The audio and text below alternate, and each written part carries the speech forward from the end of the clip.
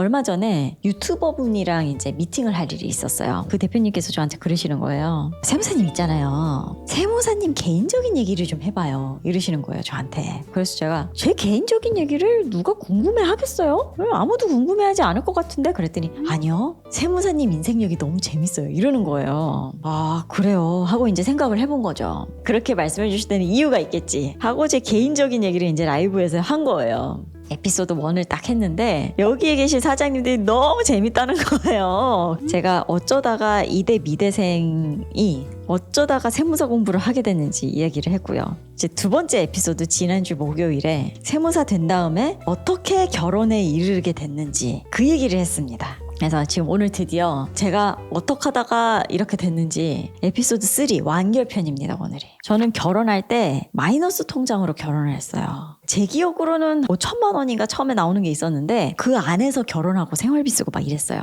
어느 날 제가 제 개인적인 이유로 이제 퇴사를 하고 이제 집에 들어앉게 생겼어요. 하물지 못하는 성격이어가지고 남편이 벌어다주는 월급을 축내고만은 살 수 없다. 이래가지고 방구석에다가 그냥 책상에 컴퓨터 뭐 하나쯤 있잖아요. 거기에다가 이제 세무 프로그램 깔고 혼자서 이제 지인들 거 해주고 이렇게 해야지. 이런 식으로 해서 개업을 한 거예요. 그래서 이제 이른바 방구석 개업을 한 겁니다. 그래서 그렇게 개업을 했는데 출력을 해야 되는데 프린터기 사는 돈도 굉장히 아끼고 고민을 많이 하고 프린터기를 샀던 기억이 나요. 이게 1년 동안에 프로그램 사용료 뭐 이런 거를 내려고 해도 그냥 지인 거 몇 개 해줘가지고는 답이 안 나오는 거예요. 안 되겠다. 내가 적극적으로 좀 영업을 더 해보자 이렇게 마음을 바꿔 먹어봤어요. 할 수 있는 모든 영업을 하기 시작하는데 그게 어떤 거였냐면 결정적으로 온라인 영업이었어요. 플랫폼이 있어요. 플랫폼이. 세무사 사무실을 구하고 싶은 사장님들이 쫙 있고요. 그리고 세무사들이 쫙 있잖아요. 이걸 연결시켜주는 거예요. 근데 거기 플랫폼에 내가 무슨 업종이고 뭐 법인입니다. 개인입니다. 뭐 매출 얼마입니다. 직원 몇 명 있습니다. 이런 거를 적으면 그 밑에 세무사님들이 쫙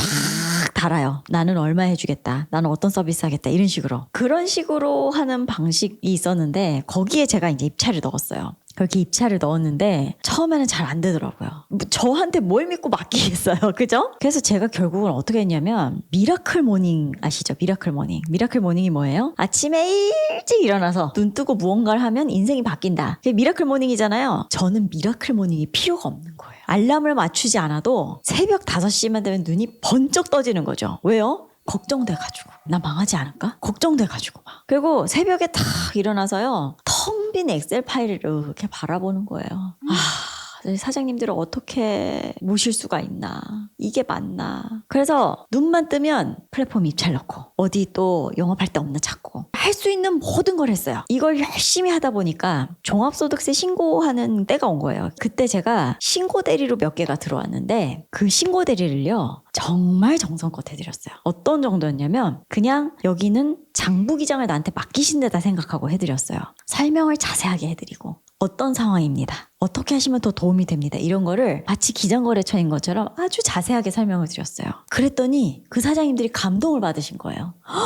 내가 뭐 단돈 몇만 원밖에 안 내는데 날 이렇게 진심으로 대해주다니. 그래서 그분들이 소개를 해주셨어요. 그리고 플랫폼에다 좋은 후기를 남긴 거예요. 그랬더니 그 후기를 보고 다른 분들이 확 또 들어오시는 거예요. 그래서 제가 아직도 기억이 나는 게 첫 종소세 신고를 딱 마치고 나니까 아무것도 없이 0에서 시작했는데 2,700만 원 딱 통장 잔고에 있더라고요. 다 끝나고 나서 2,700만 원이 통장에 딱 있다는 거를 봤을 때 그 기분은요 진짜 말로 설명할 수가 없어요. 정말 내가 땀 흘려서 정말 열심히 일한 거에 대한 보상을 딱 받는 것 같은 느낌? 그래서 그 종소세 번 돈으로 뭘 할까 하다가 생애 최초로 그때 오마카세를 신랑이랑 가봤어요. 초밥을 먹는데 이건 너무너무 행복한 거예요. 와, 내가 이걸 번 돈으로 내가 오마카세를 먹다니. 이런 거 있죠.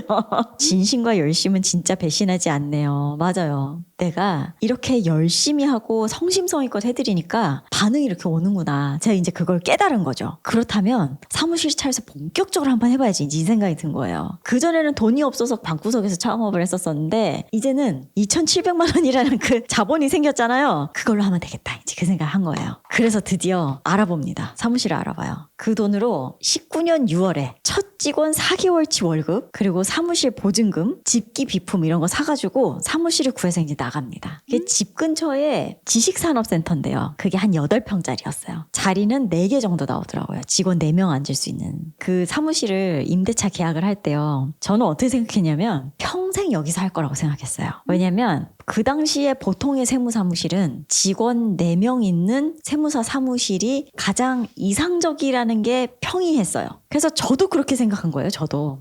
이 8평짜리에서 4명, 나까지 5명 앉아있는 이 사무실을 내가 열심히 해서 여기에서 나 평생 먹고 살면 되겠다. 그렇게 생각을 한 거죠. 그해 6월에 제가 들어갔는데 그해 10월에 50평짜리로 이사를 가요. 이게 어떻게 된 거냐면 처음에 첫 직원을 뽑고 첫 직원한테 제가 하던 거래처를 다 넘기고 저는 막 영업을 한 거예요. 열심히. 그거를 이제 믿고 와주신 분들이 세금 관리를 꼼꼼하게 해준다 생각을 하니까 또 소개를 해주시더라고요. 그렇게 해서 순식간에 저희 고객님들 100분을 채우는데 3개월 정도밖에 안 걸린 거예요. 모두가 놀랬죠. 저도 놀랬고 저희 신랑도 놀랬고 주변의 동기들도 놀랬고 그때쯤 되니까 저희 남편인 회계사님이 내가 퇴사를 해야 되겠다 이제 이렇게 됐어요. 왜냐면 그때 제가 임신이 됐어요. 그러다 보니까 이제 배는 불러올 거고 직원은 막 이렇게 많은데 이게 감당이 안 될 거다라고 생각을 한 거죠. 저희 남편이. 일이 너무 많으니까요. 아이가 조금 클 때까지는 내가 이걸 같이 도와줘야지 생각을 하고 퇴사를 하고 합류를 하게 됩니다. 그러면서 50평짜리로 이사를 가게 돼요. 근데 지금 생각해보면 그것도 말이 안 되는 게요. 직원을 4명을 데리고 50평짜리를 간다는 게 말이 안 되는 거죠. 저랑 회계사님이 너무나 당연하게 어떻게 했냐면 종이 한 장을 딱 꺼내가지고요. 팀을 3개를 그렸어요. 우리는 평생 딱 요까지 하면 될 것 같아. 조금 더 욕심낸 거죠. 처음에는 4명을 평생 할 거야 라고 했는데 이사를 가면서 딱 3팀을 하고 우리 이렇게 하면 평생 먹고 살 수 있을 거야. 한 팀에 5명씩 해가지고 15명을 하면 우린 평생 먹고 사는데 지장이 없을 거다. 이제 이렇게 생각을 한 거예요. 사실 세무사 사무실이 15명이라는 거는요. 굉장히 큰 사무실이에요. 4명을 데리고 갔는데 그 15명 자리를 다 채우는데 그게 2년밖에 안 걸렸어요. 이게 너무 폭발적으로 이제 확 늘다 보니까 그쯤 되니까 이제 주변에서 물어보더라고요. 도대체 영업을 어떻게 하는 거냐? 비결이 뭐냐? 다른 세무사님들이 오셔서 여쭤보시더라고요. 그때까지만 하더라도 그냥 열심히 하는 거지 뭐 이렇게 생각했어요. 제가 뭐 별다르다고 생각을 못했습니다. 근데 별다르다고 생각을 못했는데 자꾸 여쭤보시니까 있는 그대로 말씀을 드리다 보니 제가 조금 남들이랑 다른 게 있기는 있더라고요. 이거를 많은 분들이 궁금해하십니다. 직접 찾아오기도 하시고 3개월에 100개 진심 대단하시네요. 아유 감사합니다. 3개월에 100개를 하려면요.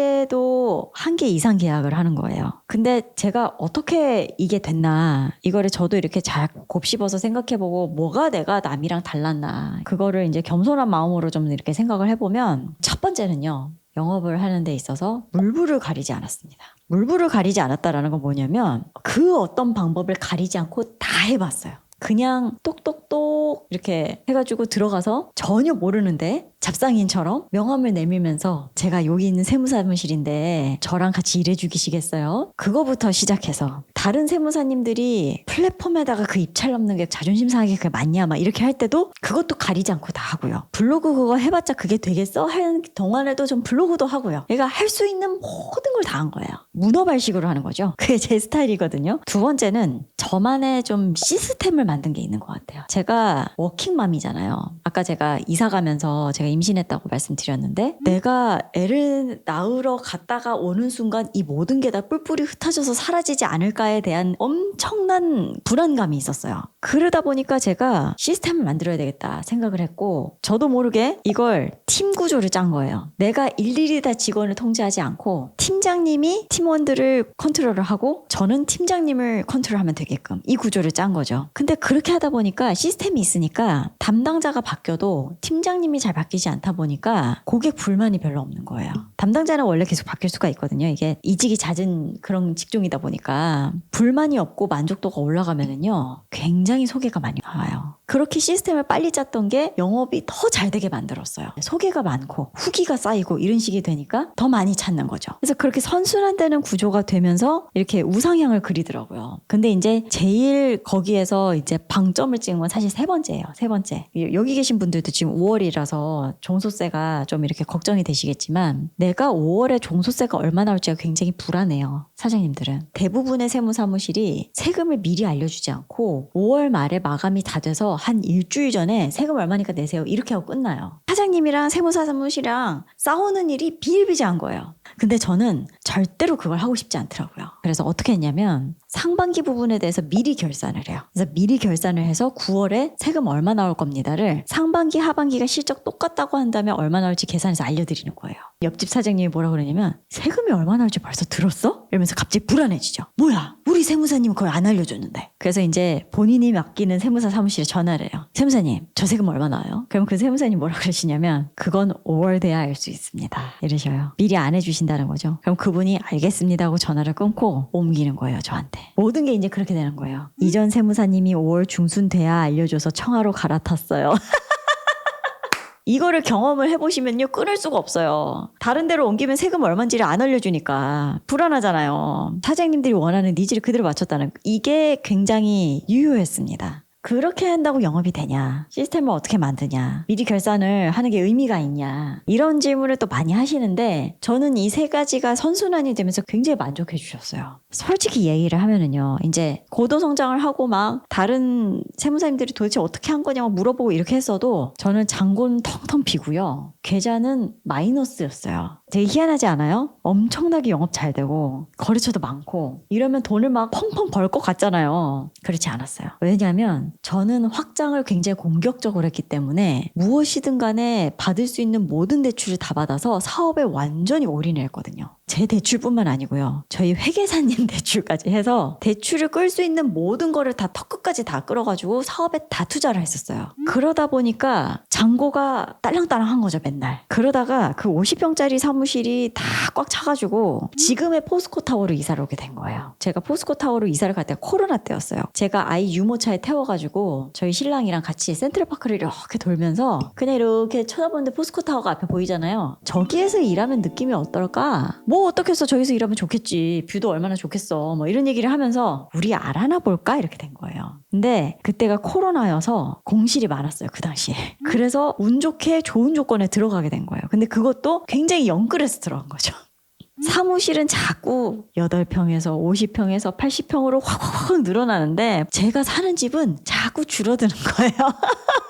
집 전세 보증금을 빼가지고 사업에 넣었으니까요. 자가에서 전세로, 전세에서 월세로, 월세에서 보증금 더 빼서 월세 늘리는 걸로 막 이런 식으로 갔어요. 그래서 솔직히 이제 고백을 하자면 진짜로 턱끝까지 망하기 직전까지 갔습니다. 지금 생각해보면 미쳤어요. 왜 그렇게 했을까 싶어요. 근데 이제 레버리지를 크게 일으켰다 보니까 그렇게 한 지 3년 만에 110평으로 확장을 했습니다. 거기도 지금 내년 되면은 거의 다 찰 것 같아요. 지금 그래서 직원 한 32명 이렇게 되는데 내년에 여기에서 40평 정도를 또 증평을 할 계획이 있습니다. 그래서 지금 제가 이렇게 쭉 얘기를 드렸는데 딱 들어보시면 저도 순탄치 않았죠. 저에게 이제 사업 얘기를 이렇게 해드렸습니다만 지금 감사하게도 많은 사장님들이 찾아주시고 자기가 라이브를 하는데도 호응해주시고 이런 자리가 만들어지고 이런 거 자체가요. 전 제가 노력해서 이렇게 됐다는 생각은 아니에요. 아무리 노력을 해도 운이 따라주지 않으면 이게 이렇게 안 되거든요. 저는 진짜 운이 좋은 사람이라는 생각을 많이 합니다. 제가 절체절명의 순간에 다른 길로 빠지지 않고 국리를 하게 했고 다행히 제가 좋은 직원분들을 많이 만나서 직원분들이 열심히 저를 또 도와주셨고 이 모든 게 저는 되게 운이 좋았다는 생각입니다. 아까 말씀드렸다시피 사무실 확장이 또 예정이 돼 있어요. 그러다 보니까 더 열심히 해야 되겠다는 생각이 또 들어요. 화이팅 하겠습니다. 여기 계신 분들도 모두 화이팅 하시기를.